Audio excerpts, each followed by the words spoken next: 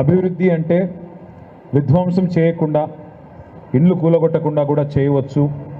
అభివృద్ధి అంటే సుందరీకరణ అంటే ఎవరి కొంపలు కూల్చకుండా కూడా చేయవచ్చు అని చెప్పడానికే ప్రత్యేకంగా ఈరోజు మనం ఈ మూసీ పరివాహక ప్రాంతంలో గతంలో 5.5 కిలోమీటర్ల పొడవున ఆనాడు సుధీర్ రెడ్డి గారి నాయకత్వంలో, కేసీఆర్ గారి మార్గదర్శకత్వంలో మూసీ తీరాన ఒక్క ఇల్లు ముట్టకుండా, ఒక్క ఇల్లుని చెదరగొట్టకుండా కొంత 5.5 కిలోమీటర్ల పరిధిలో 6 కోట్ల రూపాయలతో ఏ సుందరీకరణ కార్యక్రమాలు అయితే చేశామో, ఫుట్పాత్లు, ఓపెన్ జిమ్లు, అట్లాగే బ్రహ్మాండమైన ఒక ఫ్లాగ్ పోస్టు, మంచి క్రీడా ప్రాంగణాలు, వాటితో పాటు ల్యాండ్స్కేపింగు, ఇవన్నీ కూడా మీకు చూపెట్టడానికి, సుందరీకరణ అంటే ఇట్లా కూడా చేయవచ్చు, ప్రక్షాళన అంటే ఇట్లా కూడా చేయవచ్చు అని ప్రజలకు కూడా తెలియజెప్పడానికే ప్రత్యేకంగా ఈరోజు ఇక్కడికి రావడం జరిగింది. అందులో మొదటగా ఈరోజు మేము నాగోల్లోని ఎస్టీపీ సివరేజ్ ట్రీట్మెంట్ ప్లాంట్ని అందరం కలిసి ముందుగా సందర్శించాం.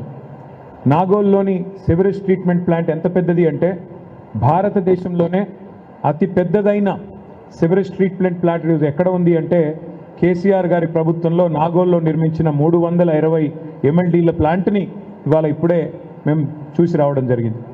320 MLD కెపాసిటీ అంటే 320 మిలియన్ లీటర్స్ పర్ డే. ఒక మాటలో మీకు ఐడియా కోసం చెప్తా ఉన్నా, హైదరాబాద్ మహానగరంలో ప్రతిరోజు 2000 మిలియన్ లీటర్ల మురికి నీరు ప్రతిరోజు ఉత్పత్తి అవుతుంది. 2000 మిలియన్ లీటర్స్ పర్ డే మురికి నీరు, సివరేజ్ ప్రతిరోజు ఉత్పత్తి అవుతుంది. అందులో ఇంతకుముందు సుధీర్ రెడ్డి గారు చెప్పినట్టు దాదాపు 94-95% సివరేజు బై గ్రావిటీ మూసీ నదిలోకే వివిధ నాళాల ద్వారా 54 వివిధ నాళాల ద్వారా మూసీలోకి ప్రవహిస్తుంది.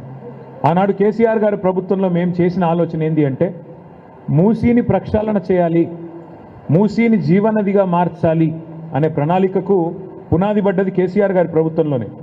గతంలో ఆనాడు రాజశేఖర రెడ్డి గారు ఉన్నప్పుడు, చంద్రబాబు నాయుడు గారు ఉన్నప్పుడు కొన్ని ప్రయత్నాలు జరిగినాయి, జరగలేదని కాదు. ఆనాడు కూడా ఒక కాఫర్ డ్యామ్ కట్టారు హైకోర్టు ముందు, మీకు యాదుకుండాలి.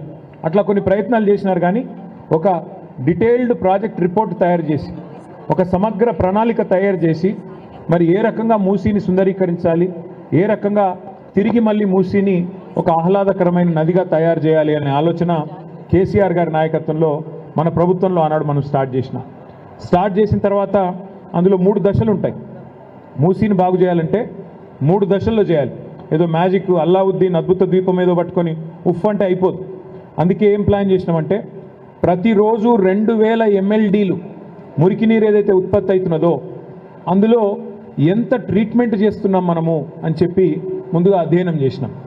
లెక్క తీస్తే కేవలం 670 MLDలకు మాత్రమే సివరేజ్ ట్రీట్మెంట్ ప్లాంట్లు తెలంగాణ రాకముందు ఉండేది. అందుకే ఏం ఆలోచన చేసినామంటే మన ప్రభుత్వం ముందుగా మూసీలోకి వచ్చే ప్రతి చుక్క నీరుని శుద్ధీకరించాలి అని చెప్పి దాదాపు 4000 కోట్ల రూపాయలతో, సరిగ్గా చెప్పాలి అంటే 3866 కోట్ల రూపాయలతో 32 సివరేజ్ ట్రీట్మెంట్ ప్లాంట్లకు మనం శ్రీకారం చుట్టాం. అందులో భాగంగానే ఈరోజు మీరు నాగోల్లో చూసిన 320 MLD ప్లాంట్ కూడా అందులో భాగంగానే ఆ రోజు కేసీఆర్ గారి ప్రభుత్వం తీసుకున్న నిర్ణయంలో భాగంగా మనం కట్టిన సివరేజ్ ట్రీట్మెంట్ ప్లాంట్ ఇది. ఒక నాగోల్ కాదు, అట్లాంటి ప్లాంట్లు 32. ఈ 32 ప్లాంట్లు కూడా మనం 2023 డిసెంబర్ ఎప్పుడైతే బీఆర్ఎస్ గవర్నమెంట్ మారిందో ఆ రోజు వరకే 80-85% నిర్మాణాలు కూడా పూర్తయినాయి. కొన్ని చోట్ల ప్రారంభోత్సవాలు కూడా చేసినాం. కోకాపేటలో ప్లాంట్ నేను సబితక్క పోయి ప్లాంట్ ప్రారంభోత్సవం మేము అక్టోబర్-నవంబర్లోనే చేశాం. అట్లా కొన్ని ప్లాంట్లు ప్రారంభించినాం, కొన్ని నిర్మాణ దశలో ఉండే. అల్టిమేట్ ఎయిమ్ ఏంది అంటే, అల్టిమేట్ గోల్ ఏంది అంటే ఆ రోజు మూసీలోకి వచ్చే ప్రతి మురికి నీటి చుక్క 94% ఏదైతే గ్రావిటీ ద్వారా వస్తుందో అది ట్రీట్ చేయబడి రావాలి అనే ఉద్దేశంతోనే ఆ రకంగా 4000 కోట్లతో మరి మూసీలో మొదటి దశకు ముందడుగు వేసింది కేసీఆర్ గారి ప్రభుత్వం. ఆనాడు చైర్మన్గా సుధీర్ రెడ్డి గారు ఉన్నారు, మంత్రులుగా నేను, సబితక్క, మల్లన్న, మహమూద్ అలీ గారు, తలసాని శ్రీనివాస్ యాదవ్ గారు, మేమందరం కూడా ఉన్నాం. తర్వాత ఇవాళ మేము చూసినాం నాగోల్లో ట్రీట్మెంట్ చేసిన తర్వాత నీళ్లు ఎట్లా మారుతాయి, ఆ మురికి నీరును ఎట్లా శుద్ధీకరిస్తారు. మాకు అక్కడ ఇంజనీర్లు చూపెట్టారు, సార్ ఇగో ఇది శుద్ధి చేయకముందున్న నీళ్లు ఇట్లా ఉన్నాయి, శుద్ధి చేసిన తర్వాత సెకండరీ లెవెల్ ట్రీట్మెంట్ చేసిన తర్వాత ఇట్లా ఉంటాయి సార్ అని చెప్పి వారు చూపెడతా ఉన్నారు. మరి ఆ నీళ్లు దేనికి ఉపయోగపడతాయంటే నిర్మాణ రంగంలో వాడచ్చు, ట్రీటెడ్ వాటర్, ల్యాండ్స్కేపింగ్కి వాడచ్చు, అట్లాగే నదిలోకి వదలడానికి మళ్ళీ మురికి నీరు శుద్ధీకరించి వదిలితే కనీసం జంతుజాలానికి అట్లాగే చెట్లకు ఇబ్బంది లేకుండా చక్కగా పెట్టవచ్చు. ఇది మొదటి దశ. రెండవ దశలో ఏమనుకున్నామంటే మనం మరి పూర్తి స్థాయిలో సెకండరీ ట్రీట్మెంట్ చేసిన తర్వాత కూడా నీళ్లు తాగే నీళ్ళ స్థాయిలో ఉండవు. అందుకే గోదావరి నీళ్ళని తీసుకురావాలి అని చెప్పి కాళేశ్వరం ప్రాజెక్ట్ ఏదైతే కేసీఆర్ గారు ఆనాడు డిజైన్ చేసి మరి నిర్మాణం చేశారో ఆ కాళేశ్వరం ప్రాజెక్టు నుంచి వచ్చిన గోదావరి నీళ్ళని మన మూసీలోకి తీసుకొని రావాలా అని ప్లాన్ చేసినాం. మనకు అత్యంత సమీపంలో ఉన్న రిజర్వాయర్ ఏంది అంటే కాళేశ్వరంలో కొండపోచమ్మ సాగర్ రిజర్వాయర్, గజ్వేల్ నియోజకవర్గంలో కొండపోచమ్మ సాగర్ రిజర్వాయర్ ఉంటుంది. ఒక ఐడియా కోసం చెప్తా ఉన్నా మీకు. మనకి హైదరాబాద్ భూభాగం ఏదైతే ఉందో 535 మీటర్ల మీద ఉంటుంది. హైదరాబాద్ సముద్ర మట్టానికి Hyderabad 535 metres above sea level ఉంటుంది.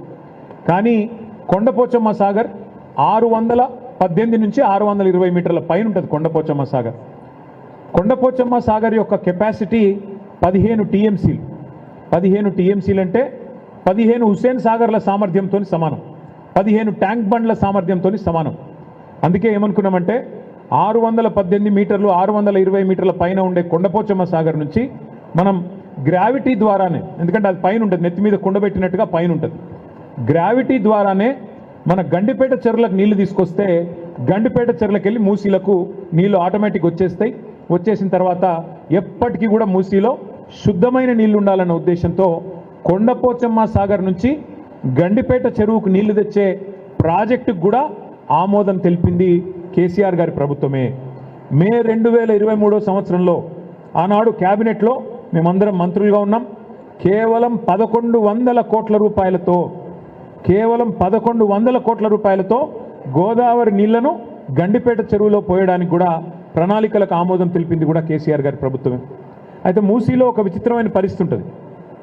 మీరు పశ్చిమ భాగం మూసీ అంటే అక్కడ ఓఆర్ఆర్ వెస్ట్ నుంచి చూస్తే మూసీ, ఓఆర్ఆర్ ఈస్ట్ దాకా ఇంకా కింది దాకా చూస్తే గట్కేసర్ దాకా చూస్తే మూసీ దాదాపు 55 కిలోమీటర్ల ఈ ప్రాంతం మొత్తం అక్కడికి వెళ్ళి ఇక్కడ దాకా. అయితే ఈ 55 కిలోమీటర్ల పరిధిలో మూసీ నీళ్లు ఒక చుక్క కూడా ఆగదు, కిందికి పోతానే ఉంటుంది. ఎందుకంటే అక్కడి నుంచి ఇక్కడి వరకే ఈ 55 కిలోమీటర్ల పశ్చిమ మంచిరేవుల నుంచి గట్కేసర్ దాకా చూస్తే 84 మీటర్లు కిందికి అవుతుంది మూసి. అంటే కిలోమీటర్కి 1.5 మీటర్ల డ్రాప్ ఉంటుంది. అంటే నీటి చుక్క ఒకటి కూడా ఆగదు. నీళ్లు వస్తే పోతూనే ఉంటాయి తప్ప ఆగవు. మరి నీళ్లు ఆగితేనే కదా ఇక్కడ రేపటి రోజున బోటింగ్ కానీ టూరిజం స్పాట్స్ కానీ వీటిని డెవలప్ చేయొచ్చు.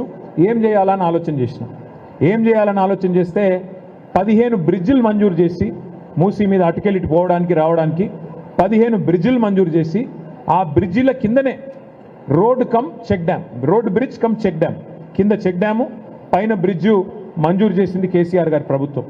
ఇది కూడా కేసీఆర్ గారి ప్రభుత్వంలో 15 బ్రిడ్జిలకి 545 కోట్ల రూపాయలతోని మంజూరు ఇచ్చినాము. శంకుస్థాపనలు కూడా మేమే చేశాం. ఫిర్జాదిగూడ మాజీ మేయర్ గారు ఇక్కడ ఉన్నారు. పతులగూడలో కూడా నేను సుధీర్ రెడ్డి గారు వచ్చి మేము ఇక్కడే శంకుస్థాపన చేసినాం. మా కాలేరు వెంకటేష్ గారు, మా సుధీర్ రెడ్డి గారు వచ్చి మూసారంబాగ్ బ్రిడ్జ్ కూడా మేమే ఆనాడు ఇక్కడ శంకుస్థాపన కూడా చేసినాం. అట్లా 15 బ్రిడ్జిలు మూసి మీద మంజూరు కూడా చేసుకున్నాం. దాని కింద చెక్ డ్యామ్ కట్టి ఆ గోదావరి నీళ్లను అంటే ఈ 55 కిలోమీటర్ల పరిధిలో 15 బ్రిడ్జిలు కట్టి దాని కింద నీళ్లు ఉండేటట్టు, నీళ్లు నిల్వ ఉంటే అక్కడేమన్నా టూరిజం కార్యక్రమాలు కూడా చేయొచ్చు, బోటింగ్ కానీ ఇంకోటి కానీ పిల్లలు ఆడుకోవడానికి కానీ ప్రాంతాన్ని సుందరీకరించవచ్చు అని ఆలోచన చేసినాం. అది కూడా మంజూరు చేసినాం. మరి ఇవాళ పరిస్థితి ఏంటి అంటే ఇవన్నీ మంజూరు చేసి కట్టిన ఇల్లు పెట్టిన పొయ్యిలాగా ఒక వడ్డిచ్చిన విస్తర్లాగా బంగారు పల్లెంలో పెట్టి రేవంత్ రెడ్డి గారికి అప్పచెప్పినాం. ఆయన చేయాల్సిందల్లా ఒకటే, ఆ ఎస్టీపీల నిర్మాణం పూర్తి చేస్తే మూసీలోకి శుద్ధమైన నీరు వస్తుంది. ఆ శుద్ధమైన నీరు కిందికి నల్లగొండకు పోతుంది, భువనగిరికి పోతుంది, కింద మొత్తం నల్గొండ జిల్లా, పాత నల్గొండ జిల్లాకు పోతుంది. ఎక్కడ కూడా ఏ బాధ లేకుండా రేవంత్ రెడ్డి రూపాయి కూడా ఖర్చు పెట్టే అవసరం లేకుండా కింద ఉన్న నల్గొండ రైతన్నలకు కూడా లాభం జరుగుతుంది. ఆనాడు గతంలో ఉన్న మరి ప్రభుత్వాలు పట్టించుకోకపోయినా తెలంగాణ వచ్చిన తర్వాత కేసీఆర్ గారు పట్టించుకొని కింద నల్గొండ రైతులకు కూడా న్యాయం చేయాలి, పైన హైదరాబాద్లో కూడా మూసి ప్రక్షాళన జరగాలని చెప్పి మంచి ఉద్దేశంతో ఈ కార్యక్రమం చేసినారు. ఈ క్రమంలో సుధీర్ రెడ్డి గారు ఒక ఆలోచన చేసినారు. సబితక్క, సుధీర్ రెడ్డి గారు ఒకసారి కూర్చొని మనం కూడా ఒక శాంపుల్గా ఒక్క ఇల్లు కూలగొట్టకుండా మన మూసీ నదిలో మనం కూడా ప్రయోగాత్మకంగా ఒక 5-6 కిలోమీటర్లు సుందరీకరణ చేయాలని చెప్పి కేవలం 6 కోట్ల రూపాయలతో ఇప్పుడు మీరు చూసిన ఫుట్పాత్లు కానీ, ఇప్పుడు మీరు చూసిన మరి అక్కడ ఓపెన్ జిమ్లు కానీ, అక్కడ మీరు కట్టిన ఫ్లాగ్ పోస్ట్ కానీ, అట్లాగే పక్కన కట్టిన కొన్ని క్రీడా ప్రాంగణాలు కానీ, అటువైపు ఇటువైపు 3 కిలోమీటర్లు, అవతల ఉప్పల్ నియోజకవర్గంలో 2.5 కిలోమీటర్లు కేవలం 6 కోట్ల రూపాయలతో సుందరీకరణ కూడా చేసి ఇవాళ 3-4 వేల మంది రోజు వాకింగ్ చేసే విధంగా దీన్ని కూడా తీర్చిదిద్దడం జరిగింది. అట్లాగే అవతల పక్కన ఉప్పల్ నియోజకవర్గంలో మూసీ తీరం మీదనే 10 ఎకరాల స్థలంలో 10 ఎకరాల విశాలమైన స్థలంలో 30 కోట్ల రూపాయలతో మరి శిల్పారామం కూడా ఏర్పాటు చేయడం జరిగింది. అక్కడ కేవలం శిల్పారామం అక్కడ మాదాపూర్లో మాత్రమే ఉంటుంది. కానీ ఇక్కడ నుంచి అక్కడ దాకా పోయే అవసరం ఏముంది? మూసీ తీరంలోనే శిల్పారామం కూడా ఏర్పాటు చేయాలని చెప్పి 30 కోట్ల రూపాయలతో శిల్పారామం కూడా ఏర్పాటు చేసి బ్రహ్మాండమైన నిర్మాణాన్ని అవతల వైపు చేయడం జరిగింది. ఇవన్నీ ఒక్క ఇల్లు గుల్లగొట్టకుండా, ఒక్క ఇటుక ముట్టకుండా, ఒక్క పేదవాడి కడుపు కొట్టకుండా కేసీఆర్ గారి ప్రభుత్వం చేసి చూపెట్టింది. ఇవాళ రేవంత్ రెడ్డి గారు చేయాల్సిందల్లా ఏంటంటే 1100 కోట్ల రూపాయలతోన ఆ నీళ్లు తీసుకొచ్చి గండిపేట చెరువులో పోయాలి. ఈ బ్రిడ్జిలు ఏవైతే మనం శాంక్షన్ చేసినామో 545 కోట్లతోని వాటిని పూర్తి చేయాలి. మంచిగా బ్రహ్మాండంగా రిబ్బన్లు కట్ చేసుకోవచ్చు, సపోర్ట్లు కొట్టించుకోవచ్చు, నేనే చేసినా డబ్బా కొట్టుకోవచ్చు. అన్ని ఎట్లయితే డబ్బా కొడుతున్నాడో మనం ఇచ్చిన ఉద్యోగాలకు కాయిదాలు ఇచ్చుకుంటా, మనం కట్టిన ఫ్లైఓవర్లకు రిబ్బన్లు కట్ చేసుకుంటా, ఇది కూడా గదే చేసుకొని ప్రచారం చేసుకోవచ్చు. కానీ ఆయన ఉద్దేశం వేరే ఉన్నది. ఆయన ఉద్దేశం మొత్తం వేరే ఉన్నది. ఇంత అల్కగా అయిపోతే, ఇంత అల్కగా చేస్తే ఆయన రేవంత్ రెడ్డి ఎందుకు అవుతాడు? అందుకే ఆయన ఆలోచన వేరే ఉన్నది. వచ్చిన మర్నాడే చెప్పిండు రేవంత్ రెడ్డి గారు 1,50,000 కోట్ల రూపాయలతో చేస్తాం మూసిని అన్నాడు. మేము పరిశాన్ అయినాం. అరే మొత్తం మధ్యలోకెళ్ళి ఎక్స్ప్రెస్ వే కట్టినా 55 కిలోమీటర్ల పొడవునా మంచిరేవుల నుంచి గట్కేసర్ దాకా మూసీలా ఎక్స్ప్రెస్ వే కడితే కూడా 10,000 కోట్లు అవుతుంది. అది కూడా మేము లెక్కేసినాం. అది కూడా మేమే ప్రాజెక్ట్ రిపోర్ట్ తయారు చేసి గవర్నమెంట్లో ఉన్నది. అది ప్లస్ 4,000 కోట్ల రూపాయలతోని సివరేజ్ ట్రీట్మెంట్ ప్లాంట్లు ప్లస్ ఇంకొక 2,000 కోట్లు సుందరీకరణ అన్నీ చేస్తే కూడా 16,000 కోట్లలో మూసీ సుందరీకరణ అయిపోతుంది. కానీ రేవంత్ రెడ్డి గారు 16,000 కోట్లతో పోయేదాన్ని ఇలా 1,50,000 కోట్లు అని పదే చెప్తా ఉన్నారు. ఇది మా మాట కాదు, రేవంత్ రెడ్డి గారే స్వయంగా ఆయన హైదరాబాద్లో బహిరంగ వేదిక మీద చెప్పినారు 1,50,000 కోట్ల రూపాయలతో మూసీ సుందరీకరణ చేస్తాను.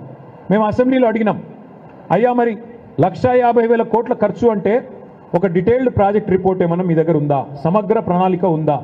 ఉంటే దయచేసి చెప్పండి అన్న. 2.5 ఏళ్ళైంది, ఇంతవరకు డిపిఆర్ లేదు, ఇంతవరకు డీటెయిల్డ్ ప్రాజెక్ట్ రిపోర్ట్ లేదు ప్రభుత్వం దగ్గర, ఒక ప్రణాళికనే లేదు. కానీ ఇవాళ కింది నుంచి మీది దాకా ఇవాళ ఇండ్లకు రెడ్ మార్కులేసి, ఇప్పుడే ఆ తమ్ముడి బాధ విన్నారు మీరు మహేష్, ఒక ప్రెగ్నెంట్ భార్య ఉంటే 9 నెలల కడుపుతోనుంటే మిమ్మల్ని బయటికి వెళ్ళగొడతామని చెప్పి అధికారులు అనధికారికంగా వచ్చి బెదిరిస్తూ ఉన్నారు. అధికారికంగా నోటీసులు ఇవ్వరు, రెడ్ మార్కులు వేస్తారు, మెడలు బట్టి నూకుతారు, అక్రమ నిర్మాణాలు అంటారు. మరి మీరే ఇచ్చిండ్రు కదా పర్మిషన్లు 2009లో 2004లో అంటే అవన్నీ మాకు తెలియదు, అప్పుడెవడున్నాడో వాడిచ్చిండో మాకు తెలియదు అని చెప్పి ఇష్టం వచ్చినట్టుగా వ్యవహారం చేస్తూ ఉన్నారు. ఇవాళ రేవంత్ రెడ్డి గారిని మేము అడగదలుచుకున్నది ఒకటే, కాంగ్రెస్ పార్టీని మేము అడగదలుచుకున్నది ఒకటే, ముఖ్యంగా పెద్దలు రాహుల్ గాంధీ గారిని అడగదలుచుకున్నది ఒకటే. అయ్యా రాహుల్ గాంధీ గారు, మీరేమో ఉత్తరప్రదేశ్లో బుల్డోజర్ రాజ్యం నడుస్తున్నది అని చెప్పి మీరు మాట్లాడుతూ ఉంటారు, తెల్లారు లేస్తే అక్కడ ఉన్న ప్రభుత్వాన్ని విమర్శిస్తూ ఉంటారు. మరి మీరు చేస్తున్నది ఏంది తెలంగాణలో చెప్పండి? నిన్నగాక మొన్న ఖమ్మంలో 1000 ఇండ్లు భూదాన్ పట్టాలున్నాయి వాళ్ళ చేతుల్లో. 10-12 సంవత్సరాల నుంచి అక్కడ ఉన్న వాళ్ళను అర్ధరాత్రి దొంగల్లాగా దాడి చేసి 2-2.5 వేల మంది పోలీసు వాళ్ళని పెట్టుకొని ఏదో శత్రుదేశం మీద దాడికి పోయినట్టు, శత్రుదేశం మీద యుద్ధానికి పోయినట్టు మీరు పోయి 1000 మంది ఇండ్లు కూల్చేస్తే దాన్ని ఏమనాలి రాహుల్ గాంధీ గారు? బుల్డోజర్ రాజ్యం కాదా? మహబూబ్ నగర్ పట్టణంలో దివ్యాంగులు, వికలాంగులు, కాళ్ళు చేయులు చక్కగా లేనోళ్ళు, కళ్ళు కనబడనోళ్ళు, చెవులు వినబడనోళ్ళు ఒక 150 మంది ఇల్లు కట్టుకున్నారు ఒక కాలనీలో. గవర్నమెంట్ స్థలమే కావచ్చు, కట్టుకుంటే నీ బుల్డోజర్లు పోయి వాళ్ళకి పాపం కాళ్ళు చేయులు చక్కగా లేని వాళ్ళని కూడా చూడలే, గుడ్డోళ్ళని చూడలే, చెవిటోళ్ళని చూడలే, వాళ్ళని కూడా బజార్లకు గుంజి వాళ్ళని కూడా మెడలు బట్టి బయట నూకేసి వాళ్ళ ఇల్లు కూడా గులగొట్టింది. ఇక హైడ్రా పేరు మీద హైదరాబాద్లో చేస్తున్న అరాచకాలకైతే అంతే లేదు.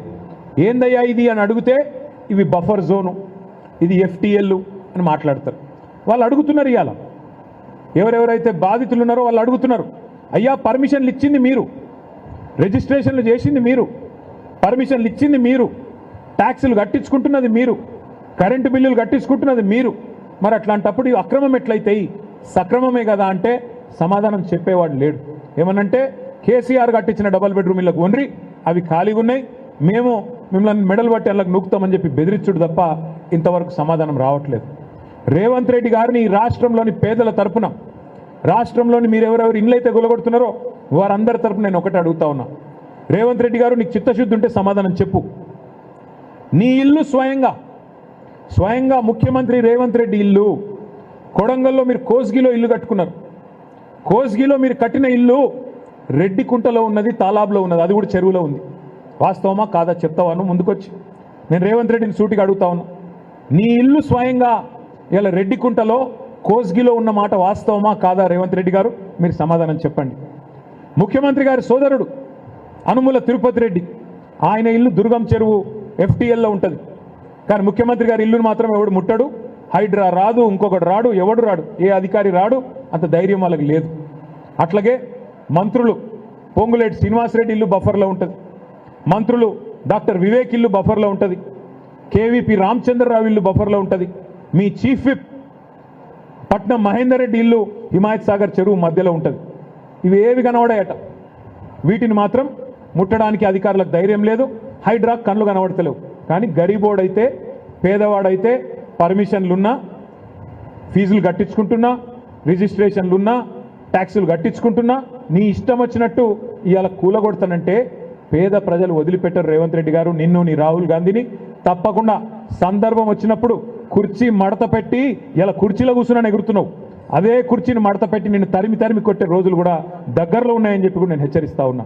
ఇది మంచిది కాదు పద్ధతి, ఇది మంచిది కాదు. ఏనాడు కూడా ఏ ప్రభుత్వం కూడా పేదవాడి కంటిలో కన్నీరు చూసిన ఏ ప్రభుత్వం కూడా నిలవలేదు. ఇది మంచి పద్ధతి అయితే కాదు. ఇంకొక మాట కూడా నేను అడుగుతా ఉన్నా రేవంత్ రెడ్డి గారిని, అసలు నేను ఎందుకు గెలిపించిన ప్రజలు? ఎందుకు గెలిపించినారు? నేను ఏ బేసిస్లో గెలిపించారు? ఏ ప్రాతిపదికన గెలిపించినారు? మీరు చెప్పినారు పేద ప్రజలకి ఒక రంగుల కళ లాంటి సినిమా చూపెట్టినారు. 100 రోజులు 6 గ్యారంటీలు అని చెప్పి 420 హామీలు, మీరు హామీల వర్షం గుప్పించినారు కదా. 4000 పెన్షన్లు అంటిరి, మహిళలకు 2,500 అంటిరి, పెళ్లి చేసుకుంటే తులం బంగారం ఇస్తామంటిరి, చదువుకుంటే స్కూటీలు ఇస్తామంటిరి, పిల్లగాళ్ళకు విద్యా భరోసా కార్డులు అంటివి, రైతులకు 15,000 రైతు భరోసా అంటివి. ఇన్ని సినిమా డైలాగులు కొడితే కౌలు రైతులకు కూడా సహాయం అంటివి, రైతు కూలీలకు నెలకు 1000 అంటివి, ఆటో డ్రైవర్లకు నెలకు 1000 రూపాయలు అంటివి. ఇట్లా ఒక రంగుల కళ లాంటి, అరిచేతుల స్వర్గం లాంటి వ్యవహారం చూసి ఓటేసినారు తప్ప, నేను ఇల్లు గులగొడతా అంటే ఎవడన్నా ఓటేస్తుండే కాంగ్రెస్ పార్టీ? నాకు అధికారం ఇవ్వండి, నేను రాష్ట్రంలో ఇళ్ళని గులగొడతా అంటే ఎవడన్నా ఓటేస్తురా? ఇలా నువ్వు చెప్పింది ఏంది, చేస్తున్నది ఏంది? ఎలక్షన్ల ముందు చెప్పింది ఏంది? నన్ను అంత మంచిగా చేస్తా, కేసీఆర్ చేసిన దానికంటే కుడి చేయి చేస్తా అని చెప్పినావు, పేదలను నెత్తిన పెట్టుకొని చూసుకుంటా అన్నావు. మరి ఇలా చేస్తున్నది ఏంది? హైదరాబాద్లో 1,50,000 ఇండ్లకు ఇవాళ మూసి చుట్టూ భయంగా బతుకుతూ ఉన్నారు వాళ్ళు.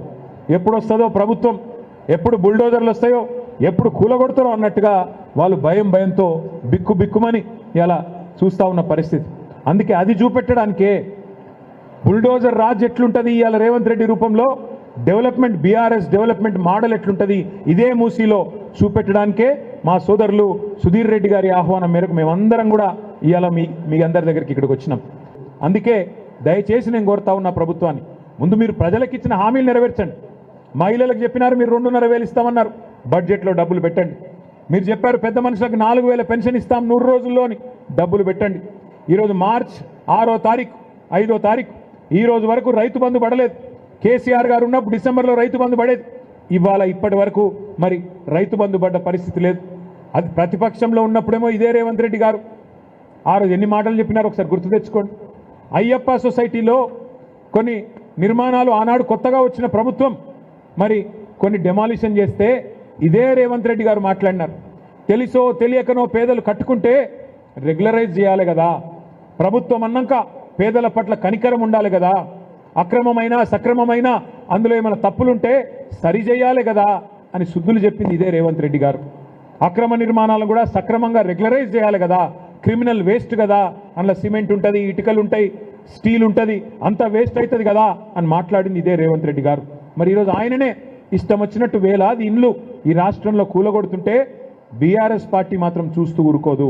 ఖచ్చితంగా ప్రతిఘటిస్తాం, పేదలకు అండగా నిలబడతాం. నువ్వు విధ్వంసం చేస్తానంటే చూస్తూ ఊరుకోం. నీ 420 హామీలు అమలు చేసేదాకా, బడ్జెట్లో నువ్వు ఇచ్చిన 6 గ్యారంటీలు అమలు చేసేదాకా నేను వదిలిపెట్టం. పేదవాళ్లకు ఖచ్చితంగా మేము హామీ ఇస్తా ఉన్నాం. ఈ రాష్ట్రంలో ఎక్కడ బుల్డోజర్లు వచ్చినా స్థానికంగా ఉండే బీఆర్ఎస్ నాయకత్వానికి చెప్పండి, మేమొచ్చి వాటికి అడ్డుగా మేము నిలబడతాం, తప్పకుండా మీకు అండగా నిలబడతామని చెప్పి కూడా ఈ రాష్ట్రంలోని పేద ప్రజానికానికి మేము విజ్ఞప్తి చేస్తా ఉన్నాం. అదేవిధంగా హైదరాబాద్ మహానగరంలో మూసీ నిర్మాణానికి, మూసీ సుందరీకరణకు, మూసీ ప్రక్షాళనకు మేము మద్దతు పలుకుతాం.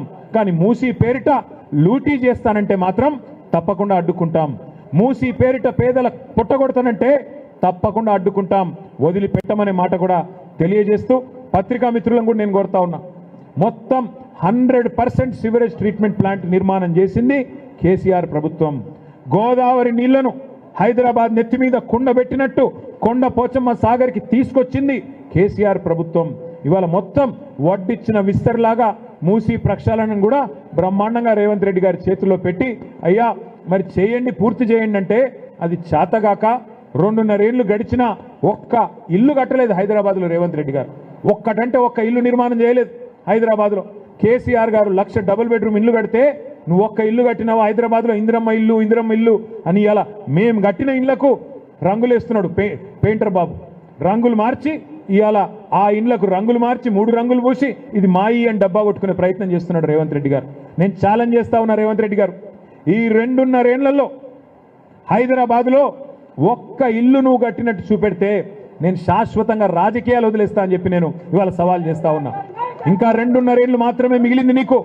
చేతనైతే చిత్తశుద్ధి ఉంటే ఇచ్చిన హామీలు అమలు చేయి, అంతేగాని పేదల గూళ్ళు కొడతాం ఇష్టం వచ్చినట్టు, వాళ్ళకు నోరు లేనోళ్ళు కదా ఏం చేస్తారు అనుకుంటే హైదరాబాద్లో ఉండే కేసీఆర్ గారి సైన్యం, హైదరాబాద్లో ఉండే బీఆర్ఎస్ దళం, మేమందరం కూడా నీ బుల్డోజర్లకు అడ్డం వస్తామనే మాట కూడా మళ్ళొక్కసారి తెలియజేస్తూ, విధ్వంసం కాదు నిర్మాణం జరగాలి.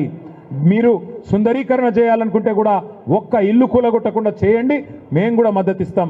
మా మల్లారెడ్డి గారు చెప్తున్నారు ఇంతకుముందు, ఇక వాళ్ళకి చేత కాకపోతే అప్పచెప్పమని సార్ మనమే చేద్దామంటుండు. వాళ్ళకి చేత కాకపోతే రేవంత్ రెడ్డి గారు నీకు చేత కాకపోతే మూసీ సుందరీకరణ 16,000 కోట్లతో మేము చేసి చూపెడతాం. మా సుధీర్ రెడ్డికి అప్పచెప్పు, మేము చేసి చూపెడతాం. నీకు అంత ఇబ్బంది ఉంటే, నీకు చేత కాకపోతే మాకు అప్పచెప్పు. 2 ఏళ్లలో ఒక్క ఇల్లు కూలగొట్టకుండా చేసి చూపెట్టే బాధ్యత మాది, సవాల్గా స్వీకరిస్తాం. చేసి చూపెట్టి మళ్ళా హైదరాబాద్ ప్రజల చేతుల్లో పెడతామని చెప్పి కూడా తెలియజేస్తూ, మరి వాళ్ళు ఇంత పెద్ద ఎత్తున హాజరైన మా నాయకులకి, మా సోదరులకి, ఇక్కడ విచ్చేసిన బాధితులకి, మీడియా మిత్రులకి అందరికీ పేరు పేరున నమస్కారాలు తెలియజేస్తూ